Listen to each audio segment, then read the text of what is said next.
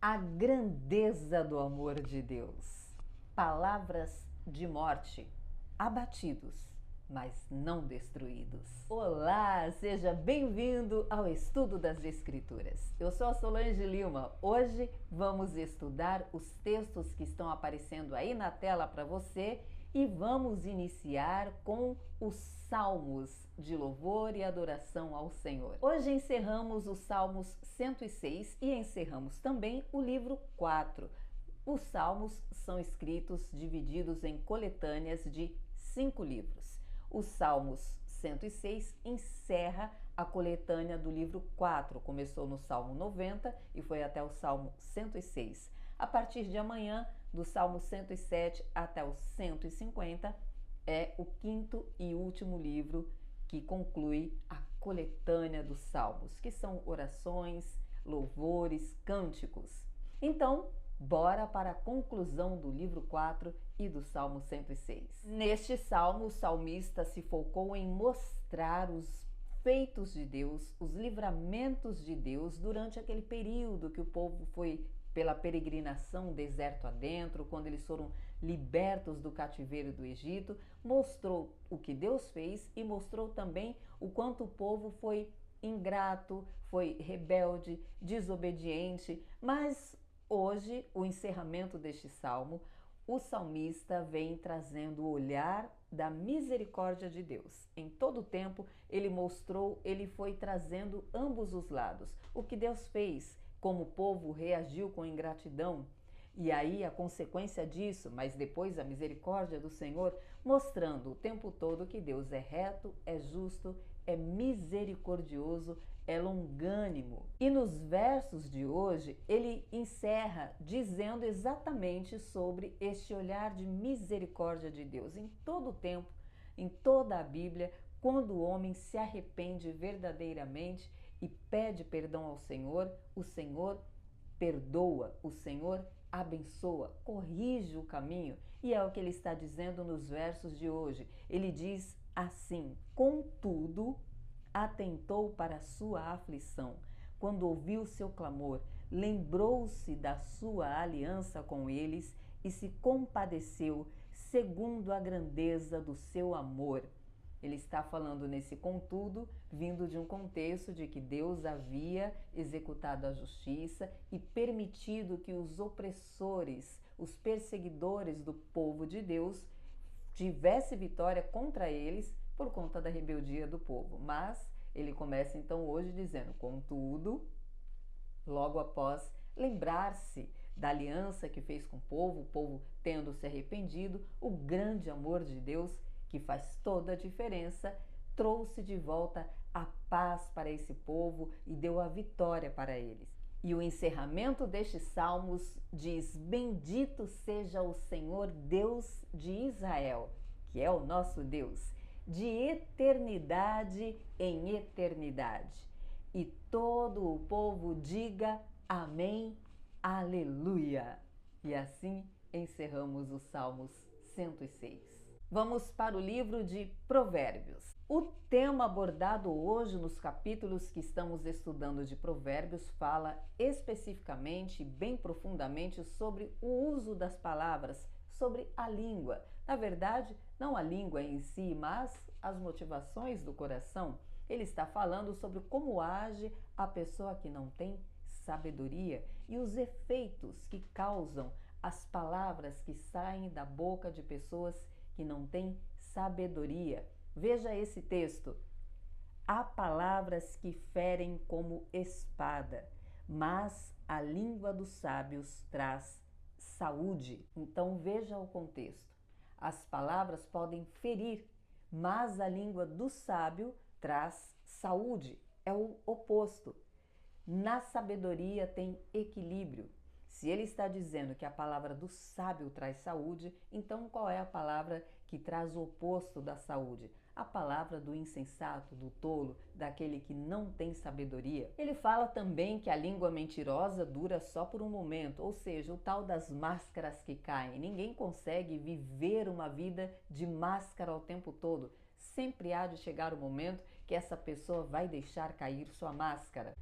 Salomão também fala que a ansiedade, uma palavra tão em uso hoje em dia, tão vivida infelizmente hoje em dia, a ansiedade adoece o coração, mas a boa palavra traz a cura. A boa palavra alegra um coração ansioso. Palavras de sabedoria. O justo é um guia para o caminho, já o ímpio leva à perdição.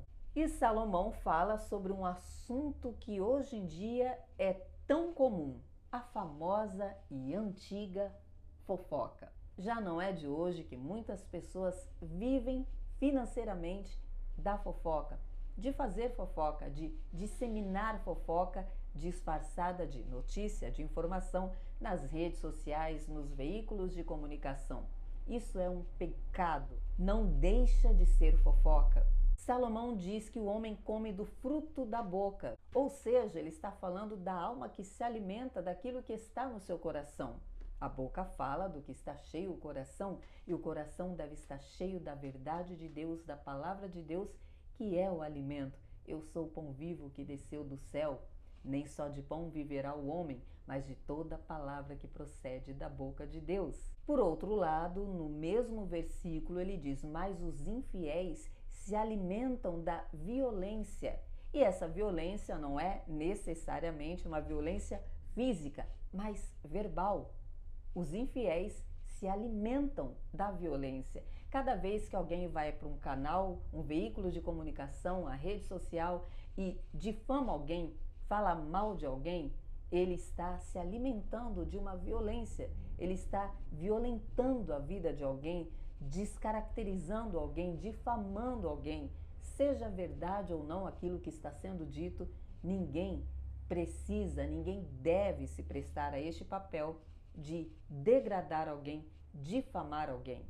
Quem faz isso é infiel e se alimenta da violência, é o que o texto de Provérbios está dizendo. E na sequência ele diz que aquele que controla a sua boca preserva a sua vida, mas o que fala demais traz sobre si ruína, que é o que nós vemos constantemente acontecendo. Isso mostra o quão viva e atual é a palavra de Deus. Nunca precisou e jamais precisará ser atualizada a palavra de Deus. O livro de Provérbios é a prova clara e límpida sobre isso. Tudo que está no livro de Provérbios nós vemos acontecendo hoje. Quer mais um exemplo do quão atual é o livro de Provérbios? Ele está dizendo aqui que a riqueza adquirida rapidamente se perderá, mas aquele que constrói aos poucos permanece essa riqueza. Aquele que administra bem vai conquistando aos poucos, seu coração não está nisso, ele permanece com a sua renda, com a sua riqueza, ele vai sendo bem-sucedido. Mas a riqueza adquirida com rapidez traz ruína. E o que estamos vivendo hoje? Jogos de azar que estão levando pessoas à bancarrota, adoecendo pessoas, outras sendo enquadradas, aprisionadas, sofrendo as consequências da riqueza rápida e fácil. E aí? Você ainda acha que a Bíblia precisa ser atualizada? O nome Tigrinho te lembra alguma coisa? Salomão ainda fala da esperança adiada que faz o coração adoecer. E um texto muito conhecido que é abordado no estudo de hoje é sobre a mulher sábia que edifica a sua casa. O texto de Provérbios está dizendo que a edificação, o alicerce da casa, vem através de uma mulher sábia. Ela edifica a sua casa e a tola faz o contrário, a derruba com as próprias mãos. Ainda falando de atualidades, ele fala sobre a pessoa que se irrita com facilidade e o quanto isso faz mal para o coração. E o que vivemos hoje é um mundo totalmente irritável. Todos precisam pisar em ovos porque qualquer coisa que se diga irrita alguém. E mais uma grande verdade no texto de hoje: só o homem conhece a amargura do seu coração. E para concluir, Salomão diz que aquele que despreza o próximo peca, mas é feliz aquele que se compadece do pobre. E para concluir, segunda carta do apóstolo Paulo aos Coríntios. Paulo começa o texto de hoje deixando claro o quanto ele entendeu que tudo o que ele vive é pela misericórdia do Senhor. Ele está mais uma vez deixando claro que todo o entendimento, que toda a pregação, que tudo que ele e as pessoas que com ele pregam o evangelho, que o acompanham nesta missão, nesse chamado, entendem que não vem deles. Tudo vem de Deus. Então Paulo faz a comparação de que há neles o brilho, a glória, a excelência de Cristo, porém num vaso de barro. Ele se coloca como um vaso de barro. Todo aquele que é portador da palavra de Deus, que reflete a Cristo, é como um tesouro colocado em vaso de barro. Nós somos o vaso de barro e o tesouro é Cristo, é a palavra de Deus, é Ele que reluz, é Ele que brilha. O vaso é apenas um vaso de barro frágil, quebra, mas o tesouro que está ali é incorruptível. Paulo diz: nós não pregamos sobre nós mesmos, mas sobre Cristo, porque Deus nos disse que das trevas brilhará a luz. E foi Ele mesmo quem brilhou em nosso coração. E explico por quê. Para a iluminação da glória de Deus. E então ele continua trazendo o contexto do vaso de barro, para que o poder extraordinário seja de Deus e não nosso. E aí Paulo explica como é doloroso, sofrível para eles que têm essa missão de pregar o evangelho. Ele mostra que não é fácil, nunca foi, nunca será. Lembre-se que Jesus disse: no mundo tereis aflição.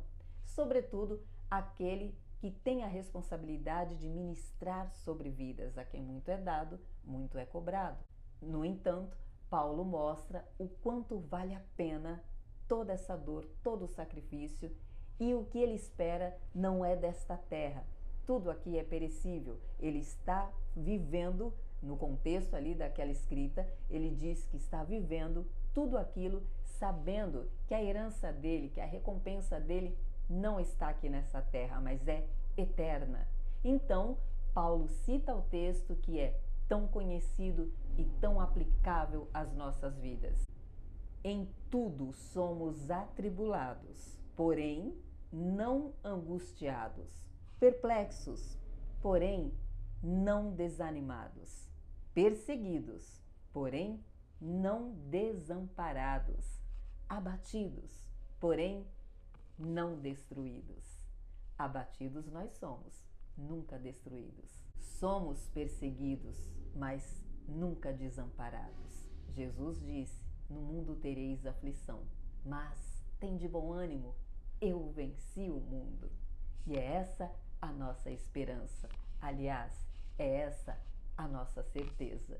E por isso Paulo diz ainda no texto de hoje que ainda que o seu corpo exterior, que o seu corpo físico se desgaste, no seu interior sempre haverá um renovo. O seu interior será renovado todos os dias, pois não fixamos os olhos nas coisas visíveis, diz Paulo, mas nas invisíveis, nas coisas que são eternas, não nas que perecem. Que Deus te dê fé para aplicar isto à sua vida. Te espero aqui amanhã para continuarmos estudando as Escrituras. Então, até amanhã, se Deus disser que sim.